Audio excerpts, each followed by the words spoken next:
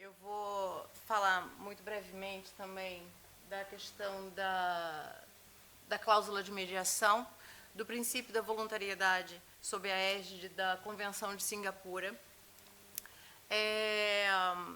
Justamente nessa questão de um princípio que é basilar dentro do processo de mediação, que é inerente ao processo de mediação, e, ao mesmo tempo, há uma cláusula geral dos contratos, não é? Onde há uma cláusula que deve ser, que se está no contrato, deve ser cumprida, que há a cláusula compromissória de se estabelece que no contrato um processo pode, se havendo litígio, ele pode ser resolvido na esfera da mediação. E a Convenção de Singapura, ela já está há décadas sendo discutida e ela foi realizada agora em 7 de agosto de 2019. O objetivo dela foi que isso ocorre no âmbito dos contratos civis e comerciais, mas o objetivo é que haja sempre a inclusão dessa cláusula compromissória nesses contratos, e em caso de litígio, em caso de descumprimento dos contratos, todos os casos sejam executados em processo de mediação, sejam levados ao processo de mediação.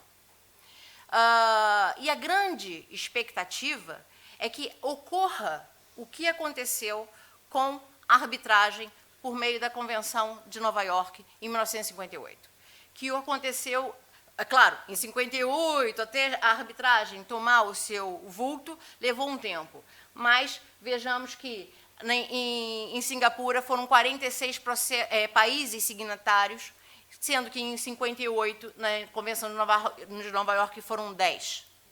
Então, nós já temos aqui um salto. E também nós temos, atualmente, a internet, né? É toda essa era da comunicação, da agilidade da informação, que nos promove uma facilitação dessa difusão. Então, a expectativa é que, com o tempo, a mediação tome um corpo, assim como a arbitragem também hoje ganhou o campo, e a mediação ainda é muito incipiente, sobretudo aqui em Portugal, não é?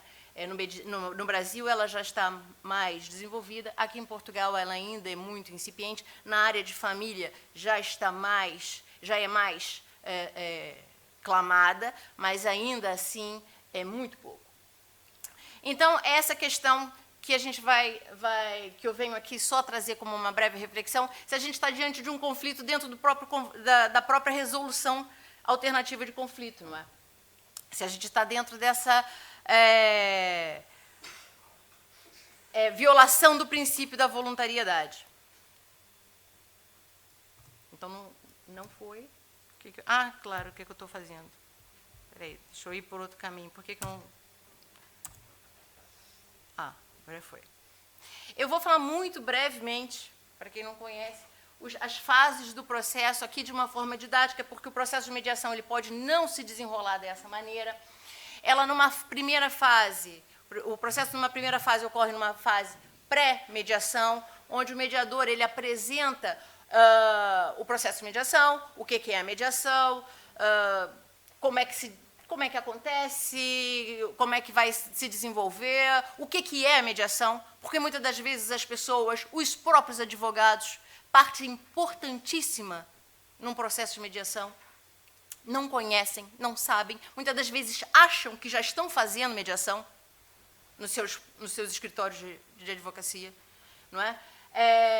As partes não conhecem, então a fase da pré-mediação é importantíssima, ok? E aí depois, quando as pessoas têm conhecimento do que estão ali fazendo, é assinado e concordam, lá está, o princípio da voluntariedade, é que assinam um protocolo de mediação e passam para o processo de mediação em si. E aí passa para uma sessão conjunta, onde elas passam, cada uma, a expor o seu caso, não é? Respeitando as partes, onde tem o mediador como facilitador da comunicação. Tem aqui outras vertentes que não interessam, não vou falar. Também numa forma didática, se for o caso, pedido das partes ou por interesse do mediador, vai para sessões privadas, onde ouve cada uma das partes, depois volta, havendo ou não a sessão privada, para gerações de opções, onde cada uma das partes voltam para a sessão conjuntas, a colocar as opções que tem a mesa para negociação e chegar ou não a um acordo. Sempre lembrando que a voluntariedade, ela está... Eu não sei por que isso acontece, meu minuto não pode contar quando isso, problema técnico acontece. Então, eu estou me cingindo aqui no processo de mediação dentro de Portugal. Tá? E Portugal, a lei de mediação, ela está na lei 29 de 2013, e o princípio da voluntariedade está lá marcado no artigo 4º. E o nome diz, o processo é voluntário, ele tem que ser voluntário do início ao seu fim. Isso significa que qualquer das partes podem romper com o processo a qualquer momento, ok? Inclusive o mediador pode pôr fim ao processo. O princípio da voluntariedade, inclusive, na escolha do próprio mediador. Isso também tem relação com o princípio da voluntariedade. Tá? Isso também, esse princípio é tão importante em razão do próprio empoderamento das partes. Isso tem uma distinção incrível em razão do próprio Poder Judiciário, onde a decisão é top-down. Não é? Aqui não, aqui as partes é que forjam a sua própria decisão. Então, a gente tem uma decisão, ou melhor, um acordo, que muito mais facilmente será cumprido. Porque elas próprias engendraram a sua decisão, formaram o que é melhor. E é muito diferente daquela ideia de que acordo, eu tenho que perder, cada um tem que perder um lado. Não tem que perder nada. É ganha-ganha, ok? Eu não sei, isso, para de contar meus minutos. Ó. Eu não sei por que isso. A cláusula compromissória. Também na lei de mediação, está no artigo 12. Pronto, muito rapidamente, é justamente quando está lá escrito no contrato que, no contrato civil e no comercial, que vai haver uma cláusula em que... vem esse papelzinho, me perco.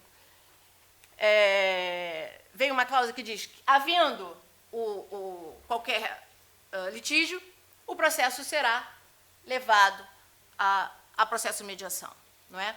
No número 4 do artigo 12, ele inclusive diz que, caso há litígio, uma das partes descumpre essa cláusula e leva o processo ao Poder Judiciário, o réu pode pedir ao juiz que a instância seja suspensa, e assim o juiz irá fazer e levar o processo à mediação. Ok? E aí entra a questão também, não é? E aí?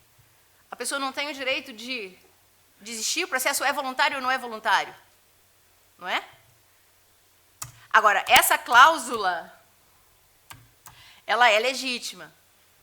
Não há aqui violação. Tá? Ela é legítima, a autonomia privada das partes, não há problema nenhum. Então, há ou não a violação ao princípio da voluntariedade? E muito rapidamente, porque o meu tempo está estourando, e eu pulei agora direto, eu não sei, no meu entender, há autores que falam aqui de outras formas de, por exemplo, se há um descumprimento, entendem que deve haver indenização, não é? Pelo descumprimento da cláusula, o que é difícil de mensurar, porque como é que você vai mensurar uma indenização por um dano de um acordo que vai acontecer ou não? Não se sabe se esse acordo vai acontecer ou não. No meu entender, e é por isso que eu trouxe as fases do processo, porque, no meu entender, essa cláusula, deve sim ser cumprida, eu estou acabando, essa cláusula deve sim ser cumprida, não há violação ao princípio da voluntariedade, mas deve-se retornar à primeira fase do processo, na pré-mediação, que para mim é uma das fases mais importantes do processo de mediação. Por quê? É onde se vai conhecer o processo de mediação. Onde as pessoas, na fase em que estamos, as pessoas não conhecem a mediação. E aí sim ela vai tomar a decisão sensata, correta, se ela quer efetivamente, porque de repente na assinatura do contrato ela sequer sabia efetivamente o que era a mediação. E ali, naquele momento, ouvindo o que o mediador tem a dizer, efetivamente sobre o que é a mediação, ela pode tomar uma decisão sensata, concreta, sobre o que é mediação e decidir se ela avança ou não. A partir daí, ser obrigada a seguir no processo de mediação, aí sim eu já acho que fere o princípio da voluntariedade. Aí a decisão, como é que ela vai tomar decisões se ela não vai estar ali inteira, tendo uma escuta ativa, colocando simpaticamente no lugar do outro, não vai cumprir para os propósitos a que se serve o processo de mediação. Essa é a minha singela opinião. Obrigada.